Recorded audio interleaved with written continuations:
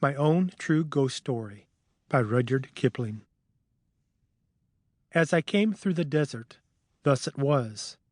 As I came through the desert, the city of dreadful night. Somewhere in the other world, where there are books and pictures and plays and shop windows to look at, and thousands of men who spend their lives in building up all four, lives a gentleman who writes real stories about the real insides of people, and his name is Mr. Walter Besant. But he will insist upon treating his ghosts, he has published half a workshop full of them, with levity. He makes his ghost seers talk familiarly, and, in some cases, flirt outrageously with the phantoms. You may treat anything, from a viceroy to a vernacular paper, with levity. But you must behave reverently toward a ghost, and particularly an Indian one. There are, in this land, ghosts who take the form of fat, cold pobby horses and hide in trees near the roadside till a traveler passes. Then they drop upon his neck and remain. There are also terrible ghosts of women who have died in childbed. These wander along the pathways at dusk, or hide in the crops near a village, and call seductively. But to answer their call is death in this world and the next. Their feet are turned backward, that all sober men may recognize them. There are ghosts of little children who have been thrown into wells. These haunt well curbs and the fringes of jungles, and wail under the stars, or catch women by the wrist and beg to be taken up and carried. These and the corpse ghosts, however, are only vernacular articles, and do not attack sahibs. No native ghost has yet been authentically reported to have frightened an Englishman. But many English ghosts have scared the life out of both white and black. Nearly every other station owns a ghost. There are said to be 2 at Simla, not counting the woman who blows the bellows at Sairi Dak Bungalow on the old road. Mussoorie has a house haunted of a very lively thing. A white lady is supposed to do night watchman round a house in Lahore. Dalhousie says that one of her houses repeats on autumn evenings all the incidents of a horrible horse and precipice accident. Murree has a merry ghost, and now that she has been swept by cholera, will have room for a sorrowful one. There are officers' quarters in the Myanmar whose doors open without reason, and whose furniture is guaranteed to creak, not with the heat of June, but with the weight of invisibles who come to lounge in the chairs. Peshawar possesses houses that none will willingly rent, and there is something, not fever, wrong with a big bungalow in Allahabad. The older provinces simply bristle with haunted houses, and march phantom armies along their main thoroughfares. Some of the dock bungalows on the Grand Trunk Road have handy little cemeteries in their compound, witnesses to the changes and chances of this mortal life, in the days when men drove from Calcutta to the northwest. These bungalows are objectionable places to put up in. They are generally very old, always dirty, while the khansama is as ancient as the bungalow. He either chatters senilely or falls into the long trances of age. In both moods he is useless. If you get angry with him, he refers to some sahib dead and buried these 30 years, and says that when he was in that sahib's service, not a khansama in the province could touch him. Then he jabbers and mows and trembles and fidgets among the dishes, and you repent of your irritation. In these dock bungalows, ghosts are most likely to be found, and when found, they should be made a note of. Not long ago it was my business to live in dock bungalows.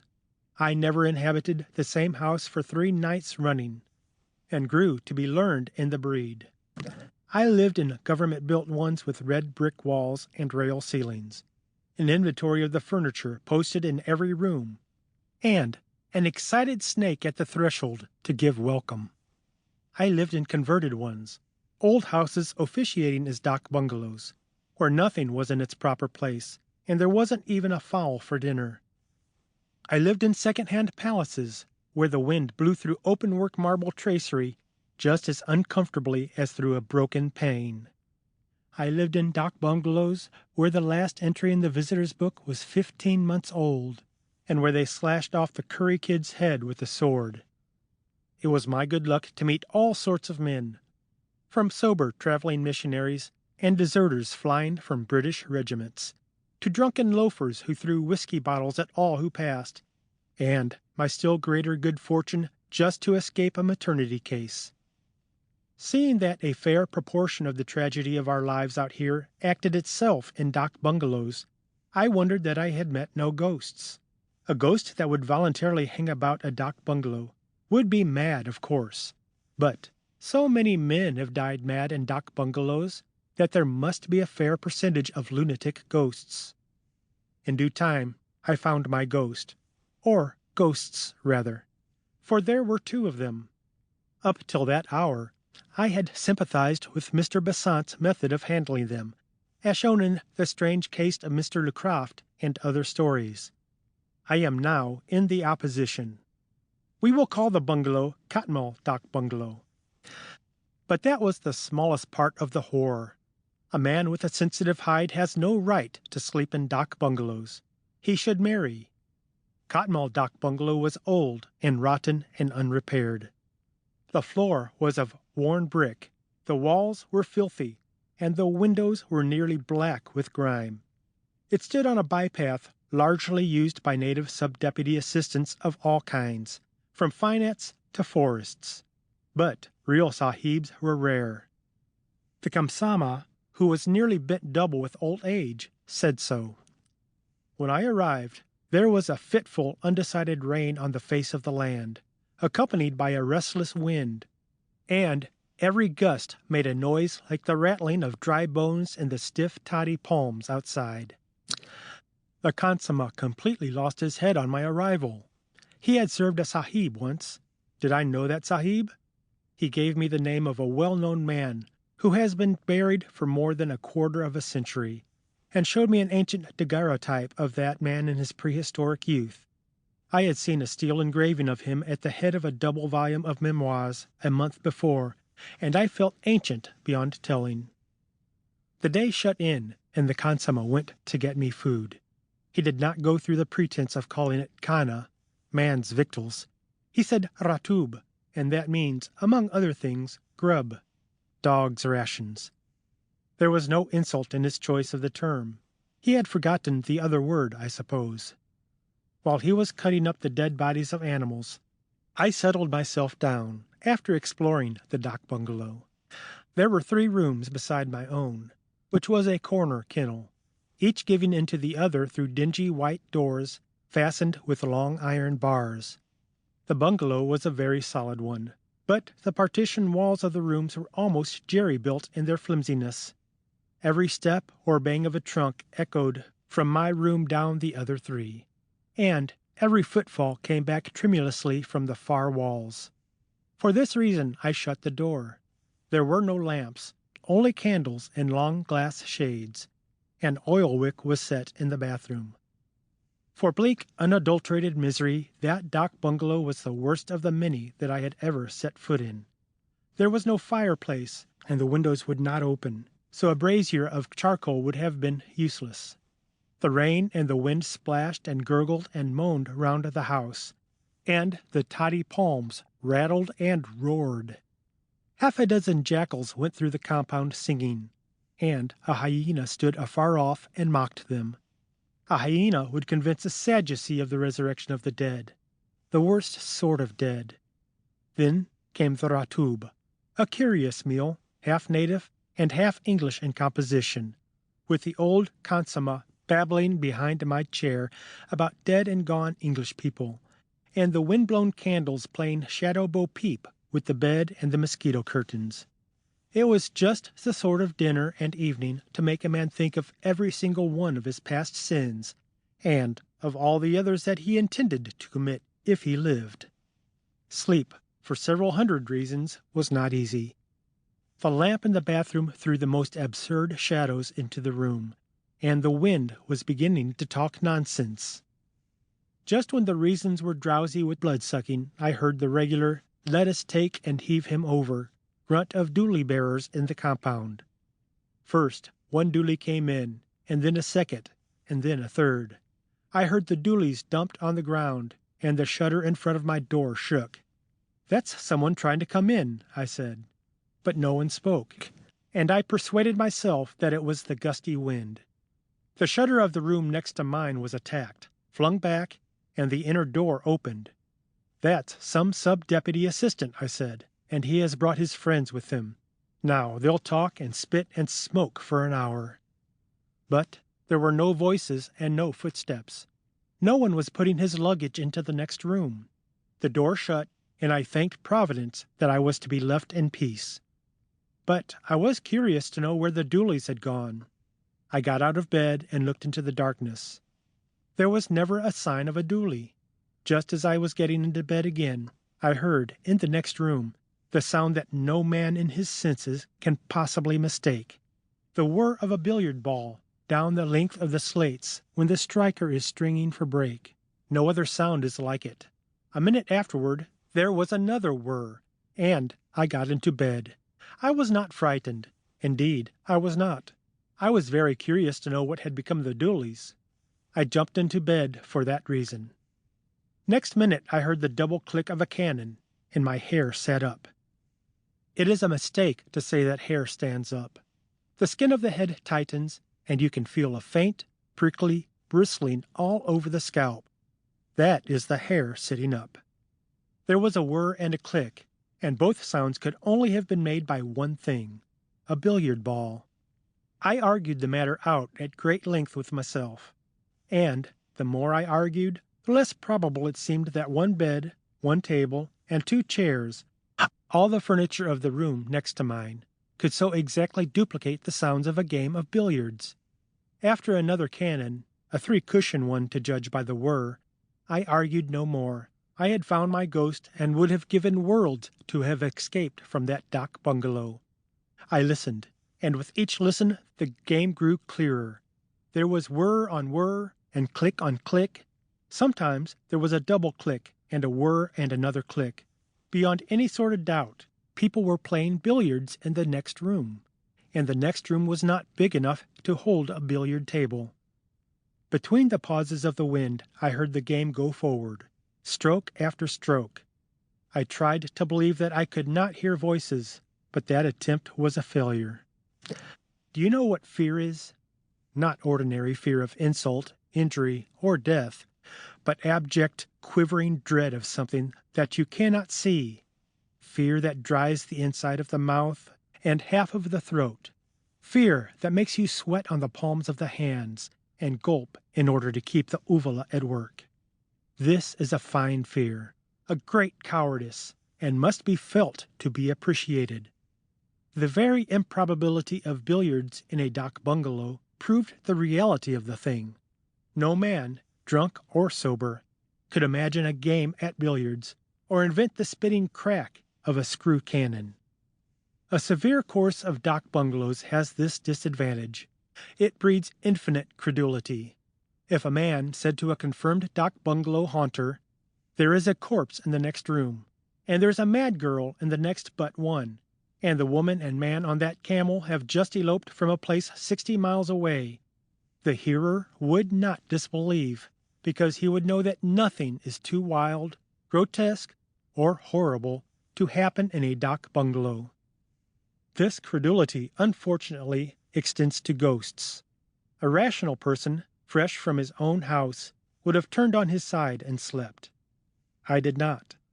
So surely as I was given up as a bad carcass by the scores of things in the bed, because the bulk of my blood was in my heart, so surely did I hear every stroke of a long game at billiards, played in the echoing room behind the iron-barred door. My dominant fear was that the players might want a marker. It was an absurd fear, because creatures who could play in the dark would be above such superfluities. I only know that that was my terror, and it was real. After a long, long while, the game stopped, and the door banged. I slept because I was dead tired. Otherwise, I should have preferred to have kept awake. Not for everything in Asia would I have dropped the door bar and peered into the dark of the next room. When the morning came, I considered that I had done well and wisely, and inquired for the means of departure. "By the way, Khansamah," I said, "what were those 3 doolies doing in my compound in the night?" "There were no doolies," said the Khansamah. I went into the next room, and the daylight streamed through the open door. I was immensely brave. I would, at that hour, have played black pool with the owner of the big black pool down below. "Has this place always been a dak bungalow?" I asked. "No," said the Khansamah. 10 or 20 years ago, I have forgotten how long, it was a billiard room." "A how much?" "A billiard room for the sahibs who built the railway. I was Khansamah then, in the big house where all the railway sahibs lived, and I used to come across with brandy shrab. These 3 rooms were all one, and they held a big table on which the sahibs played every evening. But the sahibs are all dead now, and the railway runs, you say, nearly to Kabul." "Do you remember anything about the sahibs?" "It is long ago, but I remember that one sahib, a fat man and always angry, was playing here one night, and he said to me, 'Mango Khan, brandy pani do,' and I filled the glass, and he bent over the table to strike, and his head fell lower and lower till it hit the table, and his spectacles came off, and when we, the sahibs and I myself, ran to lift him, he was dead. I helped to carry him out. Aha, he was a strong sahib. But he is dead, and I, old Mango Khan, am still living, by your favor."